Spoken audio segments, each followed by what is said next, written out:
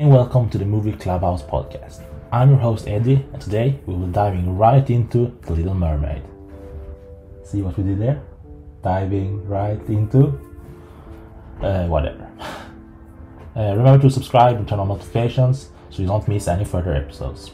Let's get into it. Disney's newest live-action movie, The Little Mermaid, has just released. It's directed by Rob Marshall and stars Hailey Bailey, Jonna Hawking, David Diggs, Awkwafina, and Melissa McCarthy. It's one of Disney's best reimaginings, as they call them, in later years, if you ask us. So, what did this movie do that made it so incredible? Well, it's an incredibly fun movie. Hailey Bailey shines Ariel, giving an emotional and powerful performance. It's also this big love story that's being played on the big screen, which is so fun to see.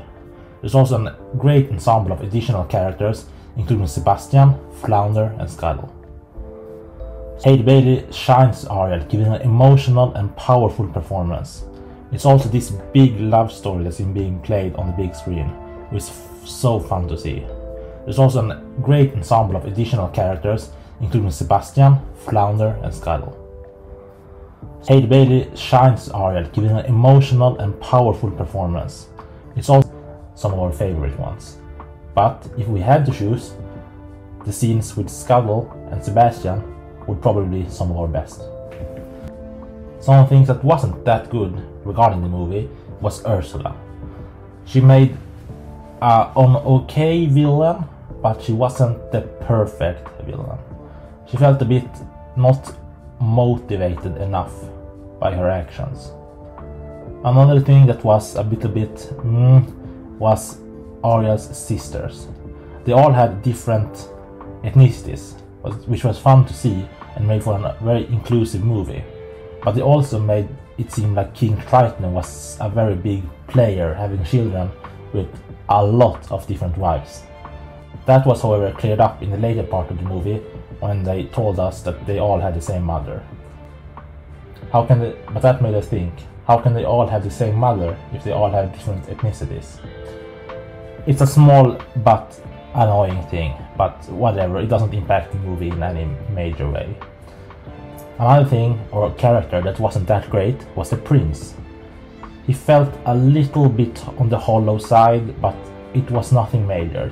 He was mostly great and made up for a great boyfriend to Ariel.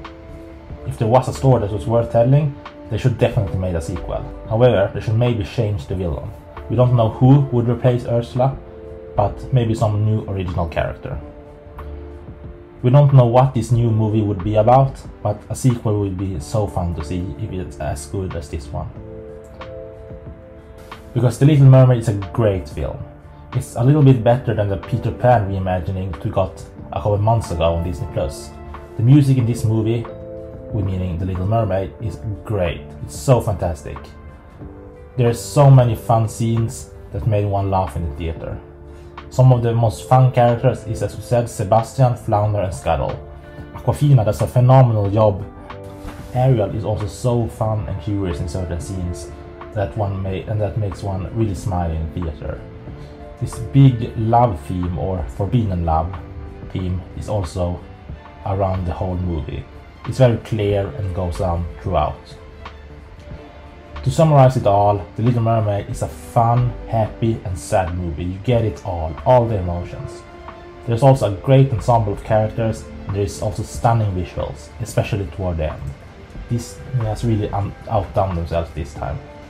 There's also a great ending, of course, and there's also a very cool shot towards the end. You will see what I mean when you watch the movie. That was all our thoughts on The Little Mermaid. Have you seen the film? Let us know down below in the comments. Remember to turn on notifications and subscribe to this podcast so you don't miss any of our newer episodes. For example, is the Flash review dropping in the coming week. In the meantime, have a great time watching.